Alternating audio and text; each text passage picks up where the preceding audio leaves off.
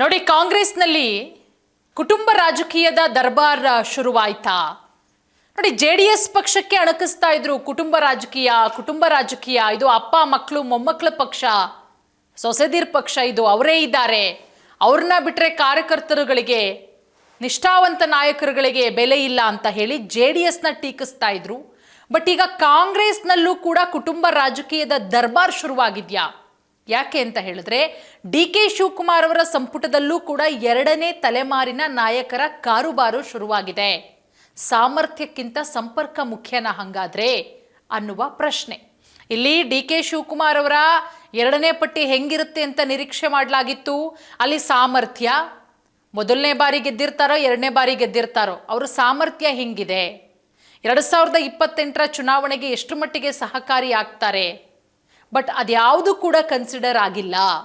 ಪ್ರಭಾವಿ ರಾಜಕೀಯ ಕುಟುಂಬಗಳಿಂದ ಬಂದ ನಾಯಕರ ಪುನರಾವರ್ತಿತ ಅವಕಾಶ ಪಕ್ಷವನ್ನು ನಿರ್ಮಿಸಲು ದಶಕಗಳಿಂದ ಕೆಲಸ ಮಾಡ್ತಾ ಇರೋ ತಳಮಟ್ಟದ ಕಾರ್ಯಕರ್ತರಿಗೆ ಅವಕಾಶವನ್ನು ಮಿತಗೊಳಿಸ್ತಾ ಇದೆ ಅನ್ನೋದು ಈಗ ಕೇಳಿಬರ್ತಾ ಇರುವಂತಹ ಮಾತು.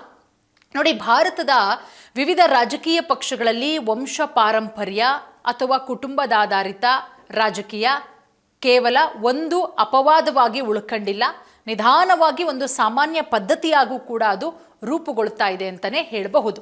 ನೋಡಿ, ಅನೇಕ ಸಂದರ್ಭದಲ್ಲಿ ರಾಜಕೀಯ ಅವಕಾಶವು ಕುಟುಂಬ ಉತ್ತರಾಧಿಕಾರದ ಮುಖಾಂತರ ನಿರ್ಧಾರವಾಗುವಂತೆ ಕಾಣುತ್ತೆ.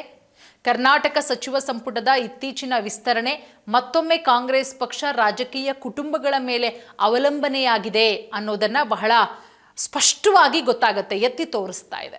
ನೋಡಿ, ಡಿ ಕೆ ಶಿವಕುಮಾರ್ ಅವರ ನೇತೃತ್ವದ ಸರ್ಕಾರದಲ್ಲಿರೋ ಹಲವಾರು ಸಚಿವರು ಹಿರಿಯ ಕಾಂಗ್ರೆಸ್ ನಾಯಕರ ಪುತ್ರರಾಗಿದ್ದು, ಪಕ್ಷದ ನಾಯಕತ್ವ ರಚನೆಯಲ್ಲಿ ವಂಶ ರಾಜಕೀಯ ಪಾರಂಪರೆಯು ಮಹತ್ವದ ಪಾತ್ರ ವಹಿಸುತ್ತೆ.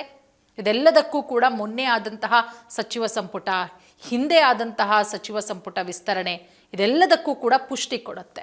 ಡಿ ಕೆ ಶಿವಕುಮಾರ್ ಸಂಪುಟದಲ್ಲಿರೋ ಎರಡನೇ ತಲೆಮಾರಿನ ಪ್ರಮುಖ ನಾಯಕರಲ್ಲಿ ಕಾಂಗ್ರೆಸ್ ಅಧ್ಯಕ್ಷ ಮಲ್ಲಿಕಾರ್ಜುನ ಖರ್ಗೆ ಅವರ ಪುತ್ರ ಪ್ರಿಯಾಂಕ್ ಖರ್ಗೆ, ಮಾಜಿ ಮುಖ್ಯಮಂತ್ರಿ ಧರ್ಮಸಿಂಗ್ ಅವರ ಪುತ್ರ ಅಜಯ್ ಸಿಂಗ್, ಮಾಜಿ ಮುಖ್ಯಮಂತ್ರಿ ಎಸ್ ಬಂಗಾರಪ್ಪ ಅವರ ಪುತ್ರ ಮಧು ಬಂಗಾರಪ್ಪ, ಹಿರಿಯ ಕಾಂಗ್ರೆಸ್ ನಾಯಕ ದಿವಂಗತ ಶಾಮನೂರು ಶಿವಶಂಕರಪ್ಪ ಅವರ ಪುತ್ರ ಎಸ್ ಎಸ್ ಮಲ್ಲಿಕಾರ್ಜುನ್, ಮಾಜಿ ಮುಖ್ಯಮಂತ್ರಿ ಸಿದ್ದರಾಮಯ್ಯ ಅವರ ಪುತ್ರ ಯತೀಂದ್ರ ಸಿದ್ದರಾಮಯ್ಯ, ಹಿರಿಯ ನಾಯಕ ದಿವಂಗತ ಸಿ ಭೈರೇಗೌಡ ಅವರ ಪುತ್ರ ಕೃಷ್ಣ ಭೈರೇಗೌಡರು, ಹಿರಿಯ ಕಾಂಗ್ರೆಸ್ ನಾಯಕ ದಿವಂಗತ ಎಸ್ ಆರ್ ಕಾಶಪ್ಪನವರ ಪುತ್ರ ವಿಜಯಾನಂದ ಕಾಶಪ್ಪನವರ್, ಇಷ್ಟೂ ಜನ ಹಲವಾರು ಕಾಂಗ್ರೆಸ್ ನಾಯಕರು, ಈ ಸಚಿವರು ತಮ್ಮ ಸ್ಥಾನವನ್ನು ಕುಟುಂಬದ ಹಿನ್ನೆಲೆಗಿಂತ ಹೆಚ್ಚಾಗಿ ಚುನಾವಣಾ ಯಶಸ್ಸು, ಸಂಘಟನಾ ಕೆಲಸ, ಸಾರ್ವಜನಿಕರ ಬೆಂಬಲದ ಮುಖಾಂತರ ಗಳಿಸಿದ್ದಾರೆ ಅನ್ನೋದು ಮತ್ತೊಂದು ಜನರ ವಾದ.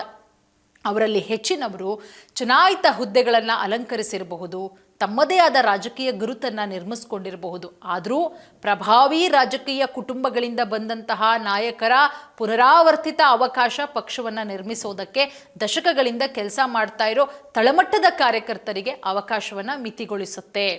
ಇದರಿಂದ ಮಹತ್ವಾಕಾಂಕ್ಷೆ ಇಟ್ಕೊಂಡಂಥವರು, ಏನೋ ಮಾಡಬೇಕು ರಾಜಕೀಯದಲ್ಲಿ, 4 ಜನಕ್ಕೆ ಸಹಾಯ ಮಾಡಬೇಕು, ಇಂತಹ ನಾಯಕರನ್ನು ನಿರಾಸೆಗೊಳಿಸಿದೆ ಮತ್ತು ಕುಟುಂಬ ರಾಜಕೀಯ ಪ್ರಾಬಲ್ಯವೇ ಅರ್ಹತೆಗಿಂತ ಮುಖ್ಯ ಅನ್ನುವ ನಂಬಿಕೆಯನ್ನು ಬಲಪಡಿಸುತ್ತೆ ಅನ್ನೋದು ಕೂಡ ಈಗ ಒಂದು ರೀತಿಯಲ್ಲಿ ಸಾರ್ವಜನಿಕ ವಲಯದಲ್ಲಿ ಚರ್ಚೆ ಆಗ್ತಾ ಇರೋ ವಿಚಾರ.